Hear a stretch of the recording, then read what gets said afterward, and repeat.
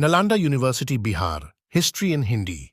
आज प्रधानमंत्री नरेंद्र मोदी ने बिहार के नालंदा जिले में नालंदा यूनिवर्सिटी न्यू कैंपस का उद्घाटन किया। सदियों बाद नालंदा विश्वविद्यालय को नई पहचान मिली।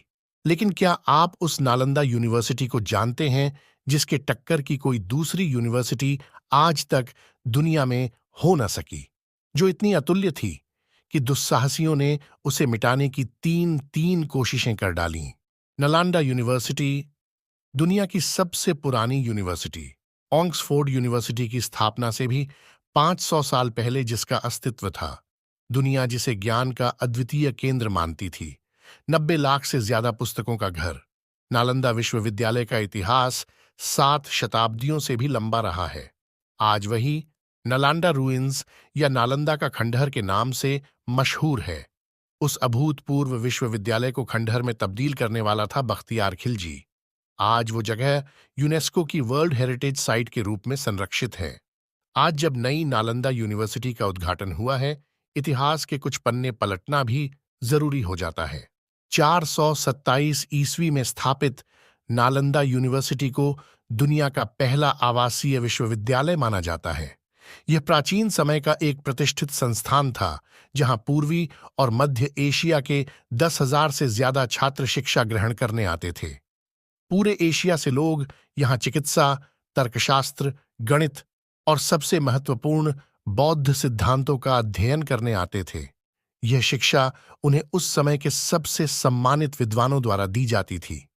दलाई लामा ने एक बार कहा था, हमें जो भी बौद्ध ज्ञान प्राप्त हुआ है उसका स्रोत नालंदा ही है। ऐसा माना जाता है कि 6ठी शताब्दी में भारतीय गणित के जनक, फादर ऑफ इंडियन मैथमेटिक्स कहे जाने वाले आर्यभट्ट ने इस विश्वविद्यालय का नेतृत्व किया था। विश्वविद्यालय नियमित रूप से अपने सर्वश्रेष्ठ विद्वानों और प्रोफेसरों को चीन, कोरिया, जापान, इंडोनेशिया और श्रीलंका जैसे देशों में बौद्ध शिक्षाओं और दर्शन के प्रचार के लिए भेजता था। नालंदा पुस्तकालय में 90 लाख से ज्यादा हस्तलिखित ताड़पत्र पांडुलिपियां थीं। ये बौद्ध ज्ञान का दुनिया का सबसे समृद्ध भंडार था। यह परिसर इतना विशाल था कि हमलावरों द्वारा लगाई गई आग 3 महीने तक जलती रही। खुलाई में मिला 23 हेक्टेयर में फैला हुआ हिस्सा जो आज मौजूद है, उसे यूनिवर्सिटी के वास्तविक कैंपस का बस एक छोटा सा हिस्सा माना जाता है। स्कॉलर बताते हैं कि जिस हमले में नालंदा यूनिवर्सिटी तबाह हुई, वो इस विश्वविद्यालय पर पहला हमला नहीं था। उससे पहले 5वीं शताब्दी में मिहिरकुल के नेतृत्व में हूणों ने इस पर हमला किया था। दूसरी बार फिर 8वीं शताब्दी में बंगाल के गौड़ राजा के आक्रमण से इसे गंभीर नुकसान हुआ था। 1190 के दशक में तुर्क अफगान सैन्य जनरल बख्तियार खिलजी की अगुवाई में आक्रमणकारियों के एक समूह ने विश्वविद्यालय को नष्ट कर दिया। उत्तर और पूर्वी भारत की अपनी विजय के दौरान खिलजी बौद्ध ज्ञान के इस केंद्र को मिटा देना चाहता था। उस घटना को 8 शताब्दियों से ज्यादा समय बीत चुका है। कुछ स्कॉलर इस व्यापक मान्यता का खंडन करते हैं कि नालंदा को इसलिए नष्ट किया गया क्योंकि खिलजी और उसके सैनिकों को लगता था कि इसकी शिक्षाएं इस्लाम से प्रतिस्पर्धा करती हैं।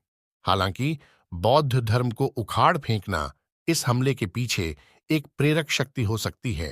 भारत के एक अग्रणी पुरातत्वविद एचडी शांकलिया ने अपनी 1934 की किताब द यूनिवर्सिटी ऑफ नालंदा में लिखा है कि परिसर का किला जैसा स्वरूप और उसकी समृद्धि की कहानियों से ईर्ष्या आक्रमण का कारण थी।